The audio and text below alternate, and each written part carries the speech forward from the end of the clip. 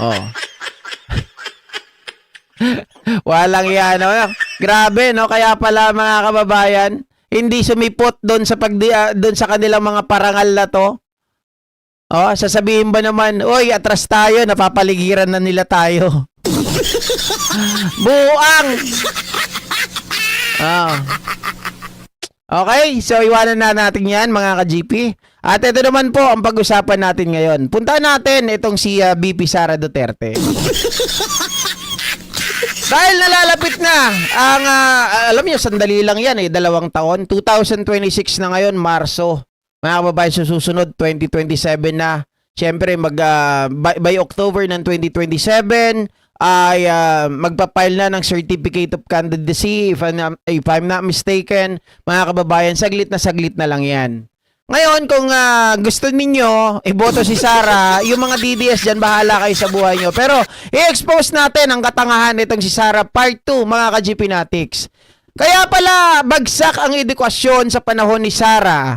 Ay, ganito pala mga kababayan, hindi mo maunawaan.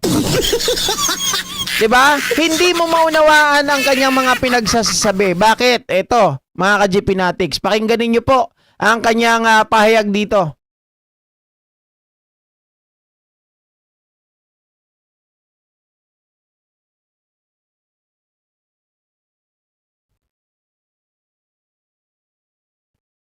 Delay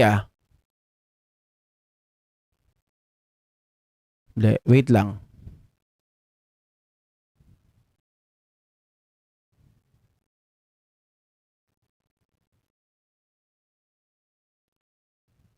Bear with me. Ito.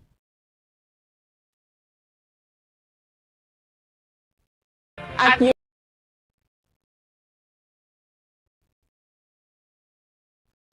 ay hindi natututo. At yung teacher na nagtuturo doon ay hindi marunong magturo. Ay hindi natututo. At yung teacher na nagtuturo doon ay hindi marunong magturo. At yung teacher na marunong magturo, walang kwenta yung kanyang curriculum, yung tinuturo niya sa bata. Diba? Tapos nandun tayo sa semento na at bakal ng classroom na ito. Ang mahalaga sa edukasyon ay yung natututo yung bata. Hindi yung kung saan siya nakaupo. Araw-araw. Maganda ang idea ni Ma'am, dahil ngayon nga talagang mas marami pa ang matututo. Kasi Ano daw, sabi ni Banat Bay? Maganda yung idea ni Ma'am. Banat Bay, paano mo naintindihan si Pusit? Yung kanyang, yung kanyang pagpapaliwanag. Kasi wala kaming maintindihan eh. Sa totoo lang, ano ang kinaganda ng idea ni Sara Duterte doon, Banat Bay? Di ko alam kung tanga ka ba o talagang sunod-sunurang ka lang, kain-tae ka lang. Diba? Ang sinasabi niya dito, mga kababayan, Ay hindi natututo. mga kabataan daw ay hindi natututo. Tapos yung mga teacher, mga kababayan, hindi marunong magturo. At yung teacher na marunong daw magturo ay, mga kababayan, wala din naman daw kwenta. At yung teacher na nagtuturo doon ay hindi marunong magturo. At yung teacher na marunong magturo, walang kwenta yung kanyang curriculum. Wala daw kwenta yung curriculum.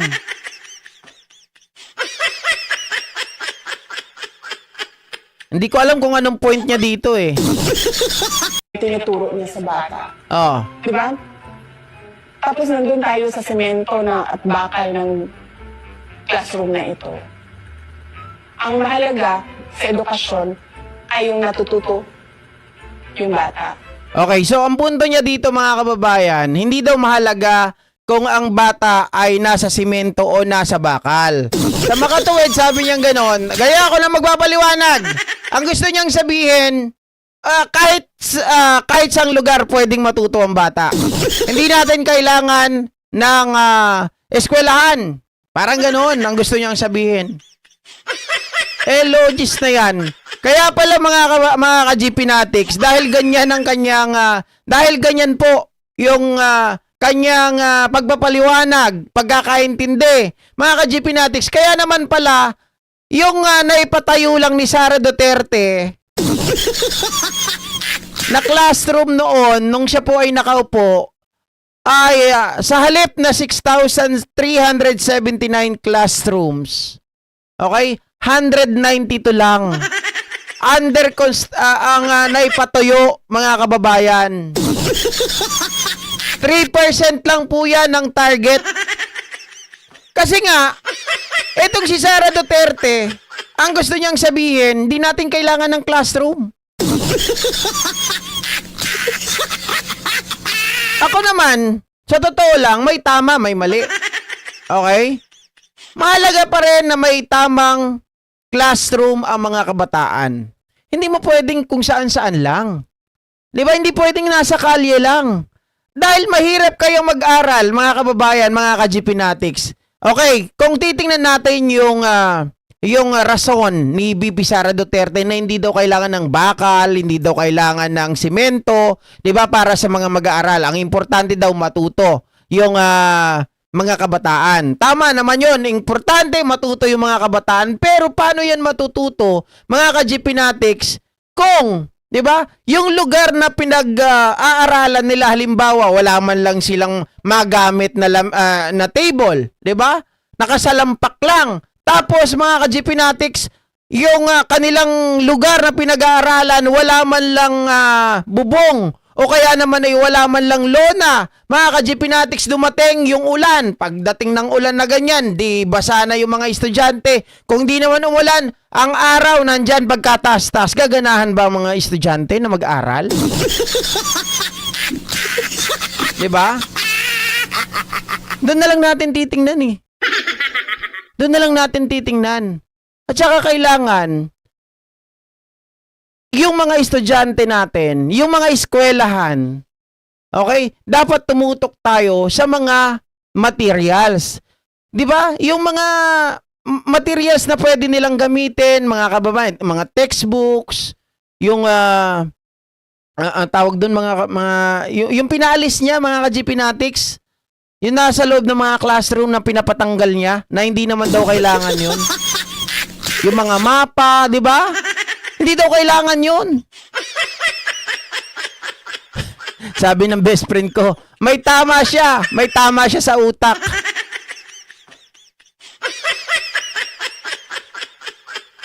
Tama. The Happy Daisy. Dapat komportable yung mga bata.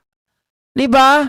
Dapat komportable yung mga bata. Hindi pwede, mga kababayan, na kung saan-saan lang. Pwede mo ba? Yung mga estudyante, sabihin natin sa kalsada, doon sila mag-aaral. Diba? Makikita lang natin yung mga ganyan, mga eksena doon sa mga bundok. Pero kahit mga bundok, dapat ngayon, pag may mga mag-aaral, dapat pagawan sila ng classroom nila, na komportable sila, na talagang, mga kababayan, na kahit anong mangyari, umulan o umaraw, hindi maiirita yung mga bata. Hindi sila maglilipat-lipat at komportable silang magsulat, komportable sila na mag-review, komportable sila na mag-aral. Grabe talaga to si Sara. Hindi yung kung saan siya nakaupo. Araw-araw. Maganda ang idea ni Ma'am, dahil ngayon nga talagang mas marami pa ang matututo. Kasi Ang ganda daw ng idea ni Ma'am. Dahil ngayon, mas marami daw ang matututo. Paano matututo? Anong nilatag niyang idea doon? Banat bay. Ang sinabi niya lang doon, hindi kailangan ng classroom. Anong idea doon? Oh. Palyang si Pusit, nagtanim lang ng puno at wala namang naituro. Gumawa ng textbook, pababayaran pa sa gobyerno, ala namang sense ang laman.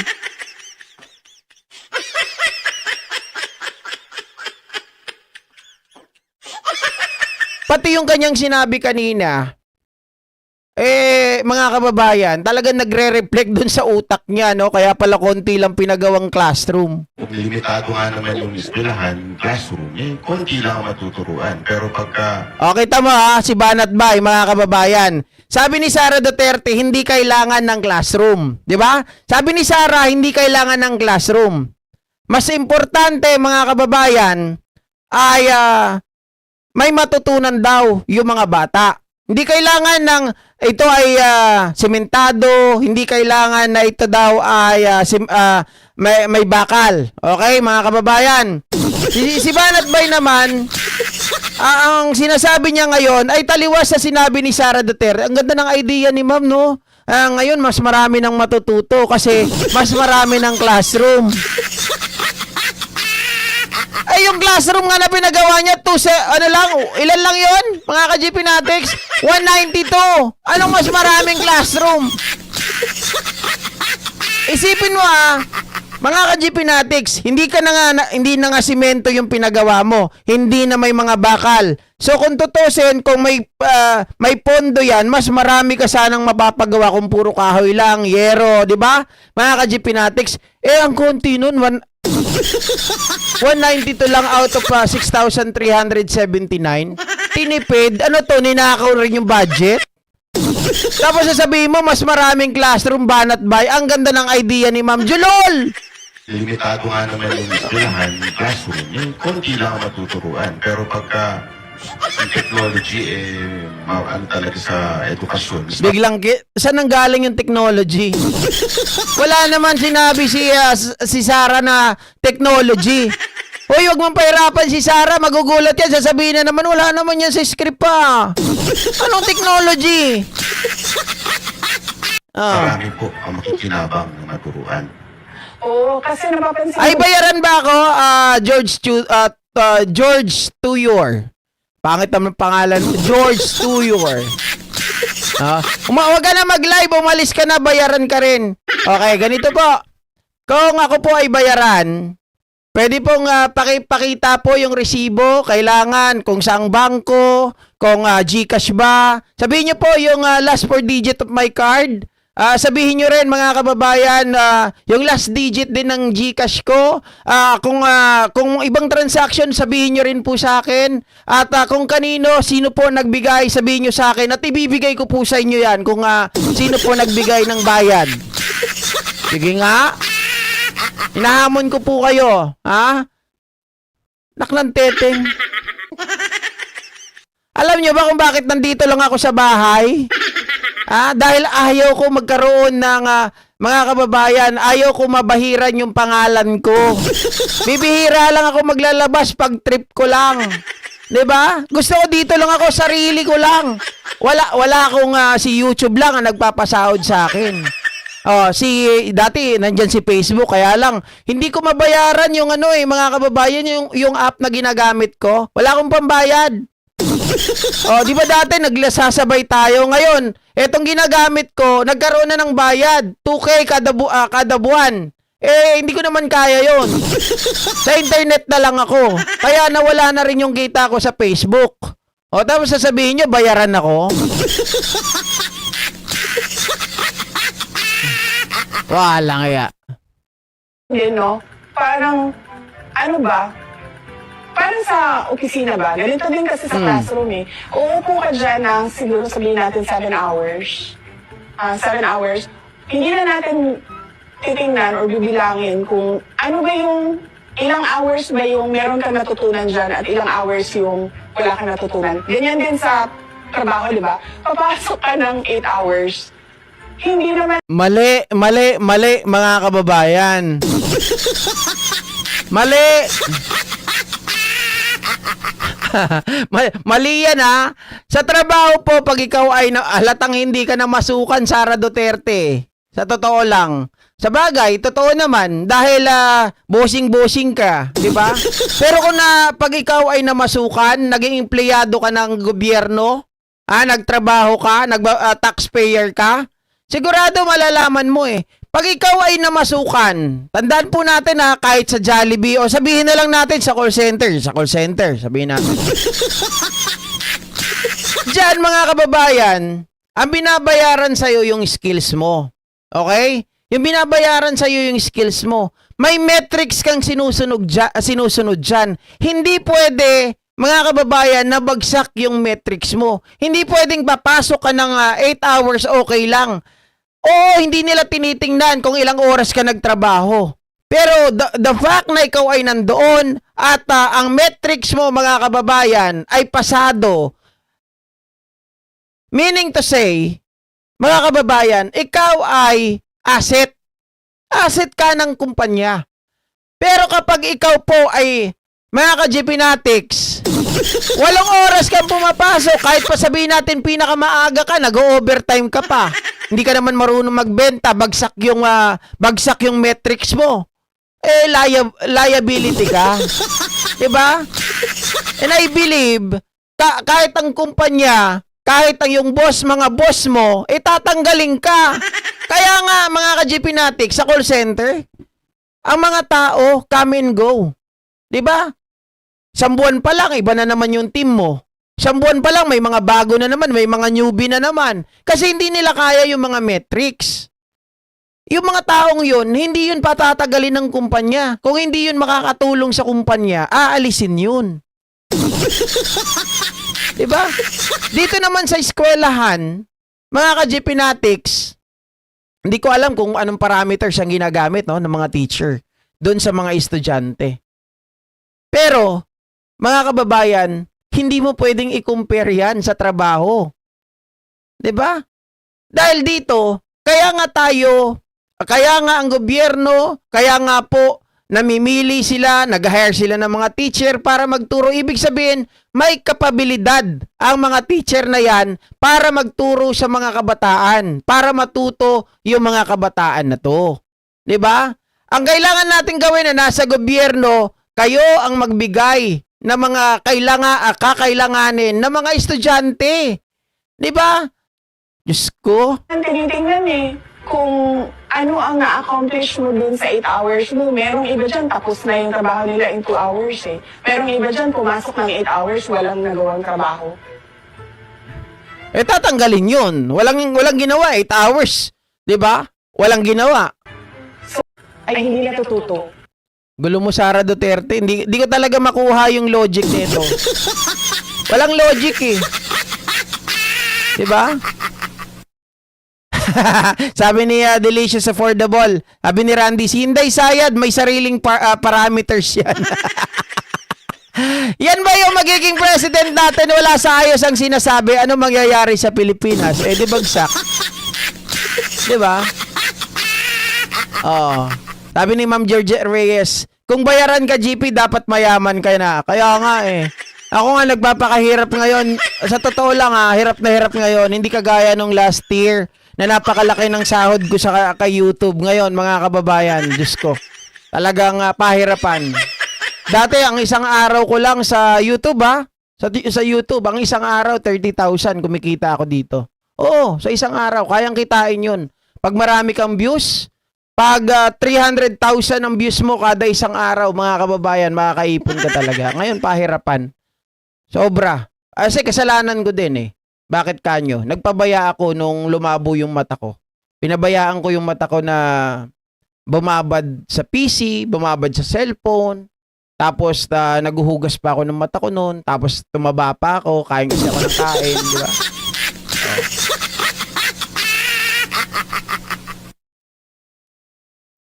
Cheers, Choy. Shoutout po. Sa UP, daming natuto, nakasalambak din sa mga semento, mga estudyante. Ay, hindi. Iba naman yan, Sir Antonio, di ba?